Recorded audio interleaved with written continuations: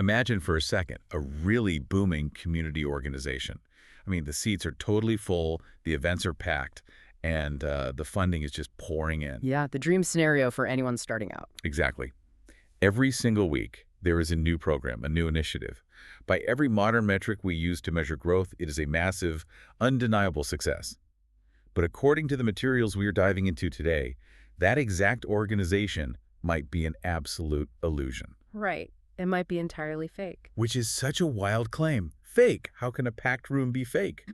But the manual we're looking at suggests that this booming community could be entirely dependent on an outsider. And the very moment that charismatic founder leaves, or, the outside funding dries up, the entire structure will just collapse overnight. Because the people aren't actually a community at all, they're just an audience. Yeah, and that is the terrifying crossroads we are unpacking today.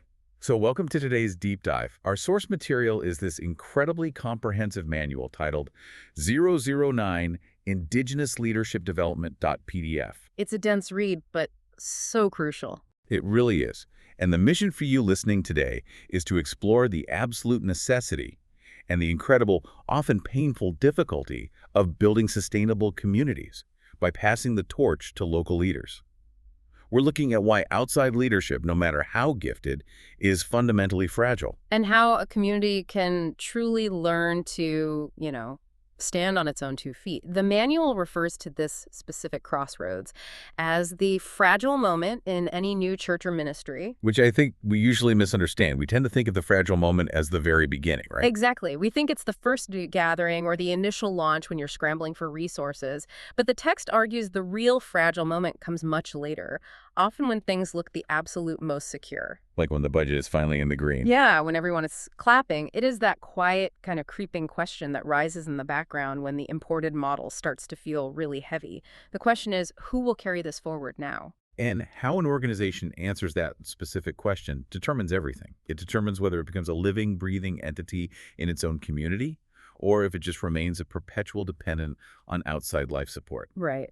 The text points out that outsider dependency is incredibly expensive. And it isn't just talking about the financial expense either. No, it's a massive drain, emotionally and culturally. An outsider, whether that's, a missionary, a church planter, or even a temporary CEO parachuting in, they bring immense resources. They bring this bold vision, clarity, and a catalytic energy that gets things off the ground. But the source makes a definitive claim here. They cannot permanently carry the emotional and relational burdens of a local body.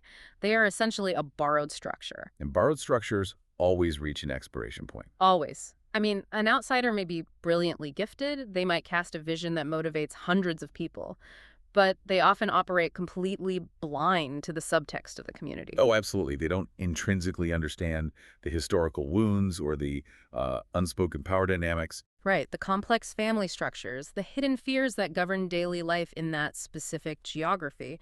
Without local leadership embedded in the actual soil of the community, the organization remains a foreign outpost. It never becomes a native expression of the people.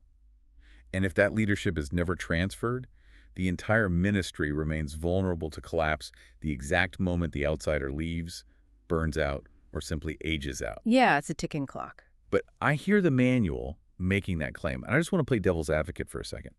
Let's be realistic about human nature and how we measure success. If you walk into a building and the calendar is completely full, attendance is through the roof, people are smiling, isn't that the goal? It looks like the goal. Right. We are totally conditioned to look at a booming, active organization and call that the very definition of success. If the outsider is keeping the engine running that smoothly, why mess with it? Well, the text introduces a really crucial diagnostic tool for exactly that scenario. It's distinguishing between activity and maturity. We mistake activity for maturity all the time. That is such a good distinction. Activity versus maturity. Yeah, a church can have constant back-to-back events but have absolutely zero local elders. It can boast massive Sunday attendance but have no actual ownership from the people in the pews. Just roaring enthusiasm without a shred of spiritual discernment. Exactly. And the manual warns that this is dependence disguised as success.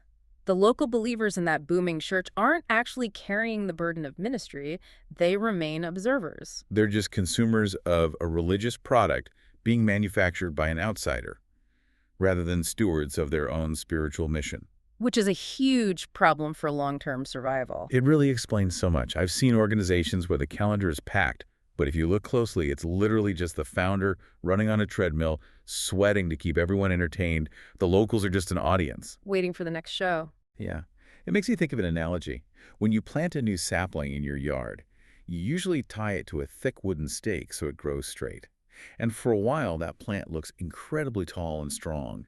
It reaches for the sun, the leaves are vibrant green. But it's totally relying on the stake. Exactly. It's relying entirely on that wooden stake to brace against the wind. If you suddenly pull the stake out after a year, the plant just falls over. It looks strong on the outside, but underneath the soil, because it never faced the resistance of the wind itself, it never grew its own root system. That is a perfect analogy. Because if the tree never encounters the resistance of the wind, the roots remain dangerously shallow. The theological reality we are examining here is that the strongest church isn't the one that depends indefinitely on an outside voice to hold it upright. Right, it's the one that breathes its own air. Exactly. The strongest church speaks its own language and develops its own deep, hidden root system. The objective of any outside leader has to fundamentally shift. They have to stop asking, how much can I do here? Yes, how many events can I run? No, they have to start asking a much more difficult, agonizingly slow question. Who here is being prepared to lead? Who here is being prepared to lead? That metric changes everything. It completely invalidates top-down perpetual control as a viable long-term strategy. It means that the founder who refuses to hand over the reins isn't just being a perfectionist, they are actively stunting the growth of the organization. They're keeping the tree tied to the stake forever. Exactly. So, if outsider control is destined to expire by design, what is the alternative blueprint? The source material actually takes us back to an ancient text to find the original architecture for sustainable movements. Yeah, it points directly to the biblical pattern of shared local leadership. The manual looks really closely at how the early Christian church survived its explosive initial growth. And they did it without modern communication or corporate structures. Which is mind-blowing when you think about it. It really is. It highlights Acts chapter 14, verses 21 through 23 as a foundational blueprint. This passage describes the missionary journey of Paul and Barnabas in the first century. What is fascinating here is the deliberate sequence of their actions. Yeah, they didn't just walk into a Roman town, preach a brilliant sermon, gather a bunch of converts, and then vanish to the next city. Hoping the locals would figure it out. No, they didn't just drop a theological payload and walk away. They executed a very specific sequential strategy. The text notes that they preached the gospel and made disciples, but then they deliberately returned to those dangerous cities. They went back into the friction. Right. They strengthened the believers, explicitly encouraged perseverance through suffering, and crucially, they appointed elders in every single church. They didn't treat local leadership as an afterthought. No, it wasn't a phase 2 project scheduled for 5 years down the road once the budget was balanced. They treated the appointment of local elders as the essential architecture of the church's survival. They established order immediately through local people of proven character. And when you look at earlier biblical examples in the manual, this concept of a shared burden is just baked into the foundation. Look at Moses in the book of Exodus. Moses is leading this massive, newly freed group of people through the wilderness, and he falls into the classic founder's trap. He tries to do everything himself. Everything. He is sitting from morning until evening, judging every single dispute, answering every single theological question. He is completely overwhelmed physically and emotionally. And leaders do this all the time. They assume that taking on all the responsibility is the ultimate proof of their dedication. The inner monologue is usually, if I don't do it, it won't get done right and the mission will suffer. They view their exhaustion as a badge of honor. Exactly. But then his father-in-law, Jethro, steps in. Jethro observes this chaotic line of people waiting for Moses and basically tells him, what you are doing is not good. You are going to wear yourself out and you're going to wear the people out. It's an intervention. Total intervention. Jethro instructs Moses to appoint capable men from among the people to share the load. It's this profound realization that God's people are not meant to be carried by a single set of shoulders. The burden must be distributed. We see this exact same pattern later with Joshua, too. Joshua wasn't just handed the keys to the nation out of nowhere. He was prepared in the close proximity of Moses. He watched, he learned, he served in the background, He absorbed the weight of leadership long before he ever took the official mantle. And the manual dives into the theology underneath all these historical examples. It calls it incarnational theology. Christianity at its core is not a disembodied abstract philosophy. Right. The central claim is that the Word became flesh and dwelt among us. God doesn't just shout instructions from the clouds. He doesn't just drop a textbook from the sky. He enters human history. He enters human culture, human language, and human weakness. He operates through human soil, not around it. He gets his hands dirty in the messy local reality. Exactly. And this incarnational pattern dictates how leadership development must function. The gospel is universal in its truth, but it is deeply, stubbornly local in its expression. It has to take root in the particular languages, customs, griefs, and hopes of a specific town or village. The manual connects this to the miracle of Pentecost in the New Testament, which is incredibly revealing. Oh, Pentecost is huge regarding God's view of local culture. At Pentecost, the Holy Spirit didn't flatten all the diverse believers into speaking one uniform, sacred language like Hebrew or Greek. Instead, the Spirit spoke through dozens of different local tongues, so that the mighty works of God could be heard by everyone in their native language. The miracle of Pentecost wasn't uniformity. The miracle was intelligibility. Intelligibility. I love that. Think about the difference between a machine and a tree, and how that applies to you, the listener, in your own workplace or community. A machine, like a car or a computer server, can be completely assembled in a sterile factory halfway across the world. Shipped in a cardboard box. Right. And installed in your office. Yeah. It functions exactly the same no matter where you put it. It doesn't care about the local climate. But a tree must grow in the ground beneath it. You cannot assemble a mature 50-foot oak tree in a factory and drop it onto a lawn. It would die instantly. Exactly. It has to pull nutrients from that specific soil, adapt its roots to that specific bedrock, and weather the storms of that specific microclimate. A church, or any enduring community, is a living organism, not a mechanical organization. It has to grow in local soil. And if the organization operates like an imported machine, it will run only as long as the outside mechanics keep putting foreign fuel in it and replacing the broken parts. But borrowed structures always break down eventually. The friction of local reality destroys them. So eventually, the people sitting in the pews have to ask themselves a defining question. Does this community belong to us and to Christ, or does it ultimately belong to a distant sponsor or a foreign headquarters? Indigenous leadership development forces the transition from operating a machine to growing a tree. Okay, so we know we need to grow the tree in local soil.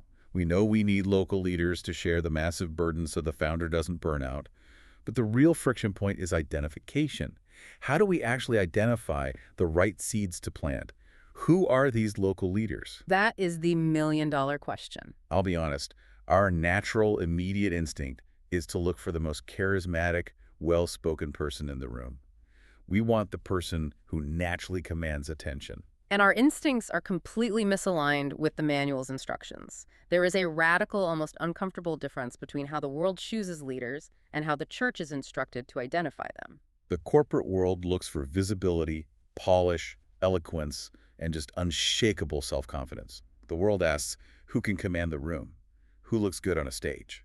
But the biblical framework asks a vastly different question. Who can carry the people? It completely bypasses charisma and looks for character, steadiness, and hidden faithfulness. The manual goes incredibly deep here, outlining 7 specific, quiet signs of emerging leadership.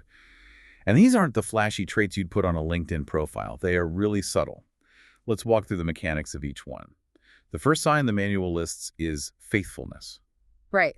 And faithfulness, in this context, means showing up for the small, unglamorous, often invisible things. Faithful people do what they said they would do without needing to be chased, monitored, or micromanaged. They are steady. They just do the work. The text argues that in the kingdom of God, trust isn't built on theatrical, highly visible public moments. It is built on repeated obedience in the shadows. If someone vanishes when the work gets boring, tedious, or lacks an audience, they aren't ready to carry the weight of leadership. Wow. The second sign is teachability. I think this one is fascinating because we often mistake intelligence for teachability. The manual defines teachability as receiving correction as a gift, not an insult. But how does a mentor actually test for that? You test it through gentle friction. A person who cannot be shaped cannot be trusted with authority. If an emerging leader becomes defensive every single time they are challenged, or if they view constructive feedback as a fundamental attack on their identity and value, they are dangerous. Dangerous, why? Because they will eventually inflict that exact same defensiveness on the people they are supposed to shepherd. Teachability means the person possesses the humility to realize they are still a work in progress. They are actively listening to God, to wise mentors, and even to the critiques of the community without throwing up a wall of pride. Which flows perfectly into the third sign, relational credibility.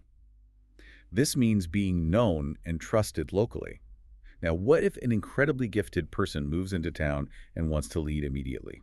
The manual would suggest that they are not ready for local leadership, regardless of their resume. In local ministry, authority must be incarnated in real, observable relationships over time. People don't follow titles on a door. They follow trust. Relational credibility means the community has watched this person under pressure. Yes. They have seen how they handle a conflict with a neighbor, how they treat the marginalized, and how they behave in ordinary, unscripted interactions and found them to be steady. Their public persona matches their private reality. The fourth sign is initiative. This is about seeing needs and responding without being asked. It is the difference between a renter and a homeowner. A renter sees a leaky faucet and calls the landlord. A homeowner sees the leak and grabs a wrench. That's a great way to put it. Emerging leaders don't just point out problems or complain about inefficiencies. They move toward the problem to help solve it. They don't wait for a formal assignment, a title, or permission to care for someone who is hurting. They act like stewards of the community rather than just spectators. Exactly, waiting to be served. Sign number 5 is spiritual hunger. This is defined as desiring God before desiring a platform. But how do you measure something as invisible as spiritual hunger? You observe what they consume when unprompted. This sign reveals the raw motive of the heart. A person might have incredible organizational skills and strategic vision, but if they don't possess a deep hunger for God, they will eventually minister out of an empty well. They will burn out and become cynical. Absolutely. A mentor has to watch for the person who wants to grow in scripture, in prayer, and in quiet devotion when absolutely no one is looking. Not just the person who wants to be seen as knowledgeable during a public Bible study. The sixth sign is resilience, the capacity to not collapse under disappointment. Local ministry is emotionally demanding. It is often agonizingly slow, marked by profound misunderstanding, betrayal, and opposition. Resilience does not mean a person is a robot who never feels the strain. Right, they still feel the pain of betrayal. Of course.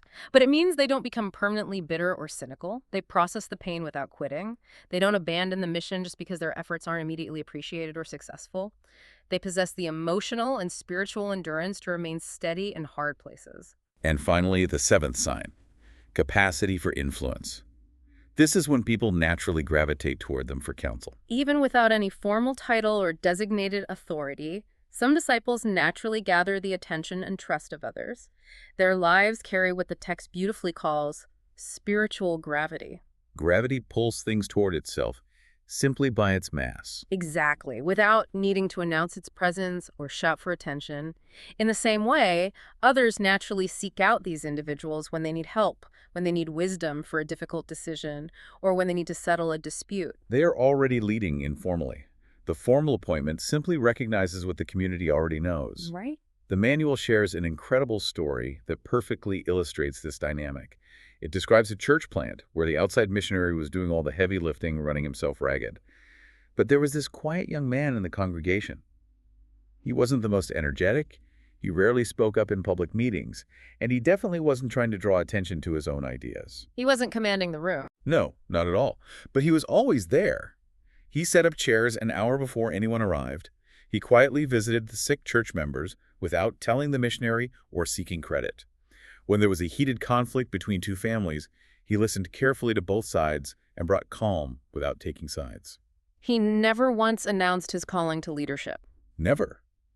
But the missionary started to notice his undeniable spiritual gravity. The church observed his steady life and gradually organically trusted him. Over time, through intentional mentoring, he became one of the most deeply trusted shepherds in that church. He was a leader completely hidden in plain sight. The power of that story is how it highlights that the people God uses most profoundly are almost always the ones who have been faithful in the hidden, unglamorous places long before anyone ever calls them a leader. Readiness for public leadership is entirely revealed in ordinary, private obedience. I hear what you're saying about these hidden shepherds, but let's introduce some friction here. If I'm trying to get a movement off the ground or start a new company, I need someone who can command a room. I need someone who can cast a vision that makes people want to empty their bank accounts and join the cause. The charismatic frontman. Right. If I pick the quiet guy folding chairs in the back row, aren't I just ensuring my organization stays tiny and irrelevant forever? Don't we need charisma to generate momentum? It is the most common pushback. But the text offers a severe warning against that exact line of thinking. Confusing confidence with calling is incredibly dangerous for the long-term survival of a community. Eloquence without endurance is a recipe for a spectacular collapse. Exactly. We are drawn to clarity and high energy, but confidence is not character. The loudest, most charismatic voice in the room is rarely the most stable when real pressure is applied. Someone might sound incredibly sure of themselves on a stage, projecting massive authority. But when the crushing burden of pastoral care, deep interpersonal conflict, or necessary correction arrives, their confidence often proves to be paper thin.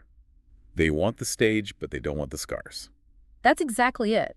True leadership, as defined by the biblical model, is fundamentally about burden bearing, not self-exaltation. If a church or an organization rewards performance and charisma over substance and character, it might temporarily gain a larger stage, but it will inevitably lose its shepherd. It might gain a stage, but it will lose a shepherd. That is a haunting thought. Okay, so let's say a leader actually does the hard work. They look past the flashy performers, they swallow their desire for rapid growth, and they identify these quiet, faithful people demonstrating those 7 signs. The problem is you can't just hand them a microphone, give them the keys to the building, and walk away to your next project. No, absolutely not. How do you actually train someone whose character is proven, but whose skills are raw? This requires us to fundamentally redefine what the word mentoring actually means. In the modern world, particularly in corporate environments, coaching or mentoring is almost entirely focused on improving performance, output, and efficiency. It's about acquiring new hard skills. Right. Learning how to manage time, how to communicate persuasively, or how to hit quarterly metrics. It's entirely about optimizing output. Exactly. It views the person as a machine that needs fine-tuning. But Christian mentoring, according to the manual, is vastly deeper and more complex than that. It is not merely a method for improving ministry output or organizational efficiency. It is the wholly delicate process of shaping a human soul. The text makes a stark observation here. A person can learn all the right techniques, master the vocabulary of leadership, and still remain dangerously underdeveloped spiritually. Oh, we see it all the time. A leader can know how to structure a perfect sermon or run a flawless board meeting, and still lack basic wisdom, be weak in moral judgment, or remain arrogant in spirit. The goal of biblical mentoring isn't just to make people better at executing tasks. The goal is to conform them to the image of Christ. The manual breaks down Jesus' own apprenticeship model with his disciples to show us the mechanics of how this actually works. Jesus didn't just hand his disciples a scroll of instructions, give them a motivational speech, and say, read this, execute the strategy, and report back in a year. His model was entirely based on presence before commission. Mentorship happens through proximity, through shared physical labor, and through intentional daily rhythms of life together. Because proximity is the only environment where true spiritual formation can happen. At a distance, it is very easy for a mentor to give generic advice, and it is equally easy for the disciple to hide their flaws. But up close, in the friction of daily life, character is inevitably exposed. Habits are laid bare. A mentor sees what the disciple actually does when they are exhausted, frustrated, or feel they have been overlooked. Jesus explicitly called the disciples to be with him before he ever sent them out to preach. They ate meals together, walked dusty roads together, and faced hostile opposition together. That shared life was the classroom. And the source outlines 4 essential, non-negotiable components to this kind of soul-shaping mentorship. Let's dig into the mechanics of each of those. The first one is modeling. The text calls this teaching the silent language of leadership. Yes, the mentor's life is always speaking, even when their mouth is closed. A disciple learns how to genuinely listen to a grieving person, how to handle the pressure of an angry crowd, and how to treat the marginalized not by taking a written exam on the topic. They learn by watching the mentor do it in real time. In unpredictable circumstances, modeling proves that the theology actually works in the real world. The second component is feedback and explanation. Observation without explanation leaves too much room for misunderstanding. The mentor has to proactively debrief ministry moments to help the disciple learn how to reason biblically. After a meeting, the mentor asks, Why do you think that conversation escalated? Why did that pastoral visit bring comfort while the other one caused offense? It is about teaching the disciple how to think and process reality through a theological lens, not just feeding them the right answers to memorize. It cultivates independent spiritual judgment. Exactly. It's building their discernment. The third component is correction, and the text notes a crucial caveat here. This must be delivered within a framework of established trust. How do you correct someone without crushing them? Correction is only received as a gift when it is firmly rooted in observable care. It helps the disciples see the blind spots they cannot see themselves. But crucially, the text insists that the mentor must also model repentance here. This is vital. If the mentor makes a mistake, loses their temper, or makes a poor judgment call, they must admit it openly and ask the disciple for forgiveness. This shatters the illusion of perfection and teaches the disciple that spiritual authority isn't built on being flawless. It is built on walking in humility under God. And the fourth component is prayer. The manual refers to this as the hidden center of the mentoring relationship. Prayer is the safeguard that keeps mentorship from devolving into mere manipulation or cloning. It constantly reminds both the mentor and the disciple that God is the ultimate agent doing the forming. It places the entire relationship under divine authority rather than human strategy. Right, preventing the mentor from trying to mold the disciple into their own personal image. The text draws a brilliant, stark contrast between the Apostle Paul's letters to Timothy and Titus in the New Testament and a modern corporate memo. If you read a corporate memo, it is cold, detached, and entirely task-oriented. Execute this initiative, achieve this metric, report back by Q3. But Paul speaks to Timothy as a spiritual father. He is handing over the intangible weight of discernment, courage, and deep affection. He is urgently pleading with Timothy to endure hardship, to guard the faith, and to watch his life and doctrine closely. He is actively shaping Timothy's internal world, not just managing his external calendar. Which is such a different paradigm. So what does this actually mean for you listening right now? Think about the difference between handing a friend a recipe card and inviting them into your kitchen to cook alongside you for an entire year. A recipe card gives you bare instructions, but standing in the kitchen teaches you how to smell when the garlic is burning. How to adjust the heat when the pan gets too hot. Exactly. Yeah. How to pivot and substitute when you realize you are missing an ingredient. That is proximity. That is shared labor. You can't put that on a recipe card. That analogy captures the essence perfectly. And staying in that kitchen means you have to accept that sometimes the food is going to burn. That brings up a profound point in the text regarding the role of failure in leadership development. Failure has to be allowed. A mentor who obsessively protects a disciple from all failure, stepping in to save the day every time things get rocky, actually prevents the disciple's growth. Failure must be permitted, but it must be meticulously processed afterward. Theological reflection is what transforms a painful failure from a permanent source of shame into a deep well of wisdom. The ultimate question the mentor is constantly asking isn't just the corporate question, can they execute the task? The deeper, holy question is, who is this person becoming through the process of doing this task? So we've got the disciple in the kitchen, cooking alongside the mentor, learning through failure, reflection, and proximity. But what if the mentor is using ingredients that don't even grow in that country? This brings up a massive blind spot I noticed in the manual. Assuming that Western, highly structured training methods work everywhere, how do we ensure the training actually makes sense in the local environment? This is exactly where thousands of well-intentioned, heavily funded ministries stumble and fail. They assume that because their core theology is correct and biblical, their specific cultural methodology for teaching it must be universally applicable. But the text argues passionately that leadership training must be deeply contextualized.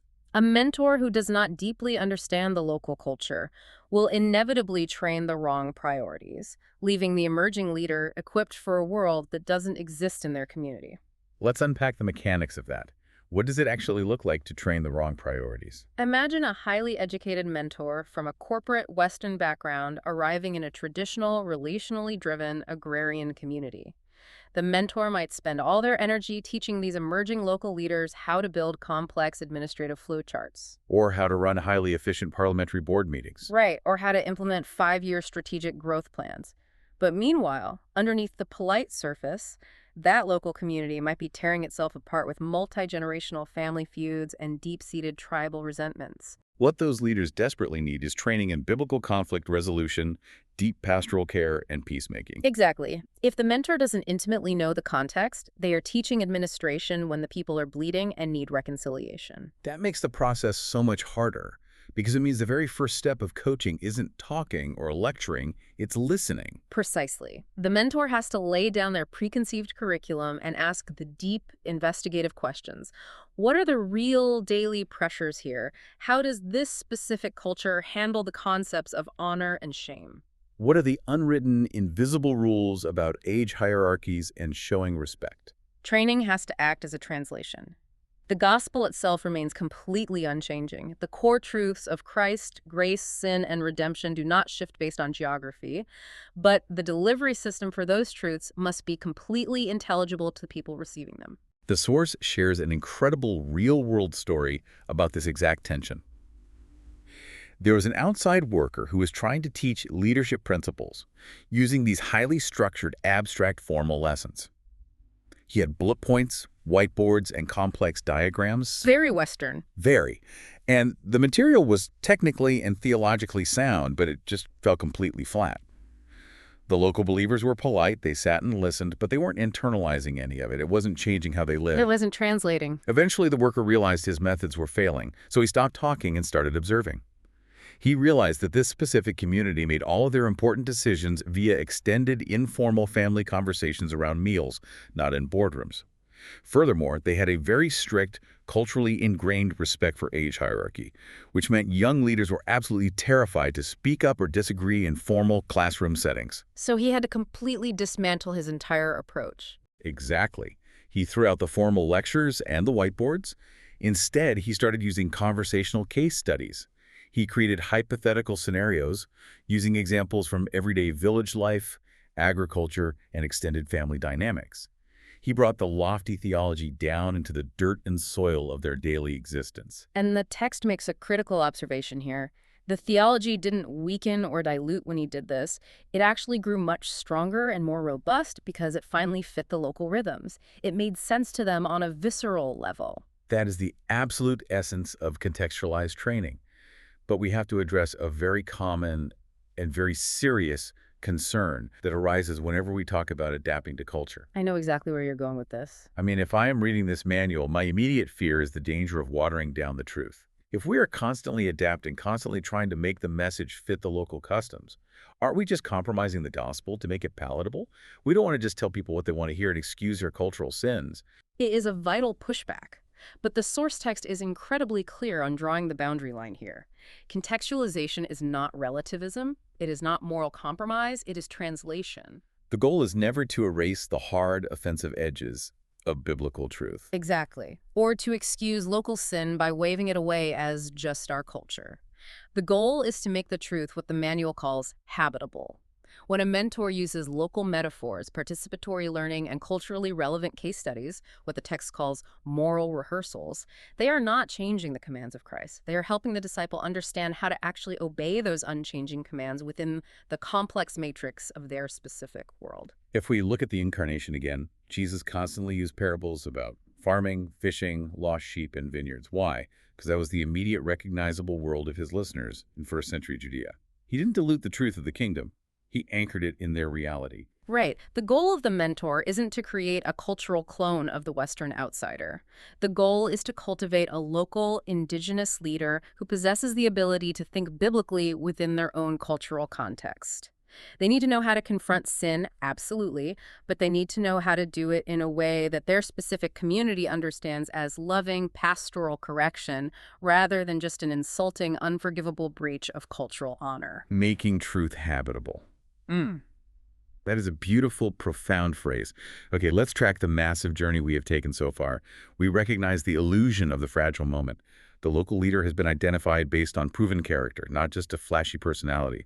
Their soul has been painstakingly mentored through shared life, proximity, and failure.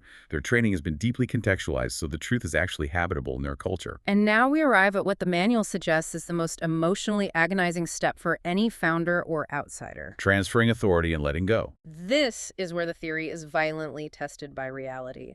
Handing over the keys. And the text highlights two massive, equal, and opposite extreme reactions that frequently destroy years of hard work at this exact phase.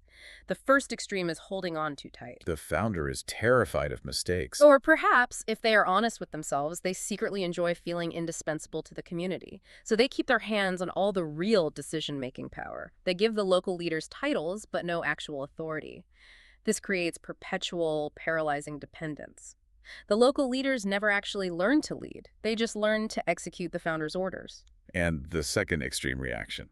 Stepping back too fast, out of a false sense of completion, the founder says, okay, we've done the training modules, you have the title, I'm out of here. They mistakenly equate physical distance with trust, and they confuse abandonment with freedom. Which inevitably creates a power vacuum, chaos, and confusion. And leaves the new, untested leaders feeling completely abandoned and overwhelmed. So what is the actual path through that minefield? How do you hand over the keys without crashing the car?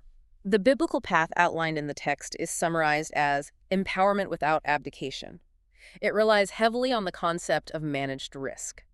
A disciple cannot learn to lead from a textbook.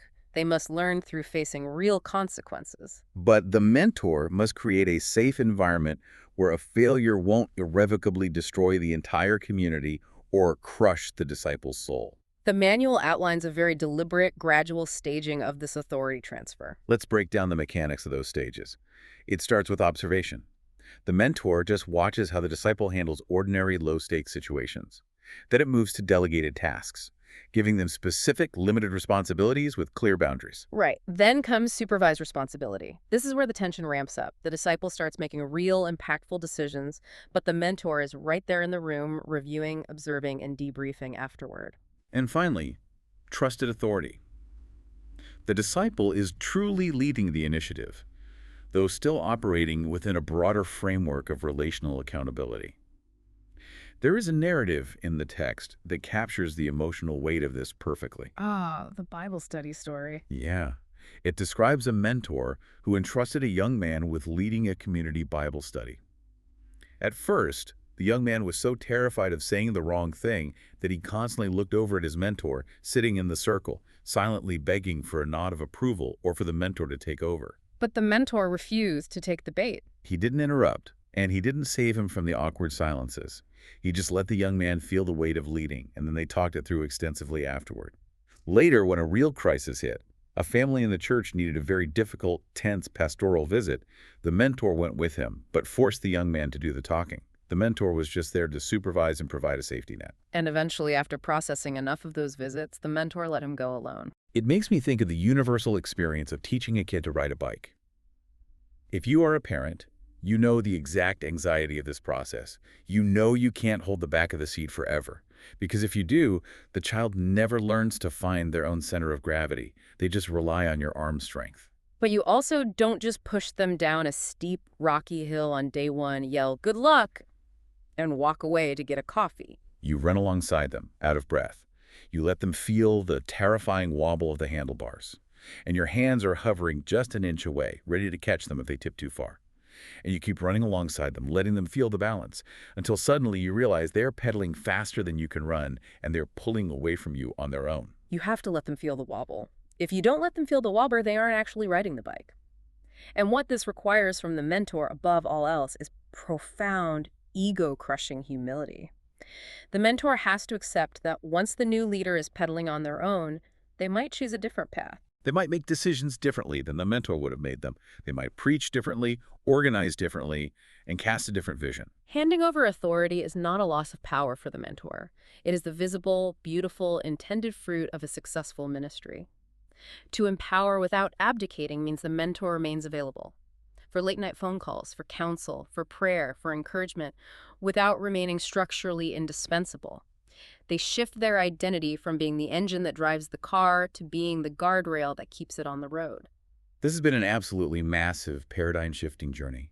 We started by staring at that terrifying, fragile moment where the illusion of success masks a deep systemic dependency that threatens to collapse the whole project. We discovered the ancient biblical blueprint, the architecture of shared burdens demonstrated in the lives of Moses, Jesus, and Paul. We learned the intricate mechanics of spotting those quiet, faithful, hidden leaders instead of just handing the microphone to the loudest, most charismatic voice in the room. We talked about the holy crucible of mentoring their souls through shared life and proximity, translating the training to make the truth habitable in their specific cultural world, and finally, bravely navigating the agonizing process of handing over the reins, running alongside the bike until they ride off on their own. And for you, listening to this deep dive right now, whether you are managing a corporate team, whether you are raising kids, or whether you are trying to build a neighborhood community from scratch, this relates directly, intimately to your life. True success in any of these arenas isn't about how much you can control. It isn't about how many decisions flow exclusively through your desk or how many people applaud your vision. True success is about how well you equip others to carry the mission forward when you are no longer in the room. It fundamentally challenges our deepest human insecurities. We spend so much of our lives, our energy, and our careers trying to make ourselves indispensable. We desperately want to be the one they cannot live without, the hero of the story. But what if the ultimate, undeniable proof of your leadership isn't your indispensability, but how completely, beautifully unnecessary you eventually become? How completely unnecessary you eventually become. What a profound thought to end on. If the tree has grown its own roots deep into the local soil and it can stand against the wind on its own, you don't need the wooden stake anymore. The stake has done its job. Thank you so much for joining us on this deep dive. Keep learning, keep questioning, and we will see you next time.